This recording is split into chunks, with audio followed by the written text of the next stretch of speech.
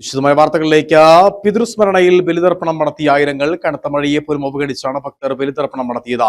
ബലിതർപ്പണത്തിനായി ജില്ലയിലെ ക്ഷേത്രങ്ങളിലും വിപുലമായ ക്രമീകരണങ്ങളും ഒരുക്കിയിരുന്നു.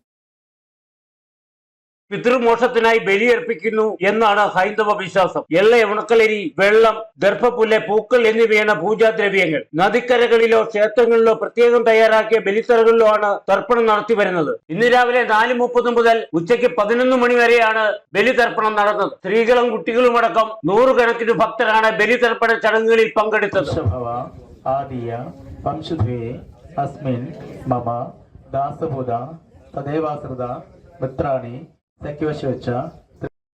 വർത്തമാന വ്യവഹാരികെ നാമസംവത്സരെ അയനെ ഋതോ മാസേ പക്ഷേ നക്ഷത്രേ ഏവഗുണ വിശേഷണ വിശിഷ്ടയാം പുണ്യതിഥോ മമ സമസ്ത പാപക്ഷയാർത്ഥം മമ സകുടുംബാനാം പിതൃണാം ദുർഗതി നിവർത്തിദ്വാര സൽഗതി പ്രാപ്ത്യർത്ഥം ക്ഷേത്രസന്നിധോ ദേവതാസന്നിധോ അസ്മാകം വംശേ മൃദാന പിതൃത്വ പിതാമഹ പ്രവിധ.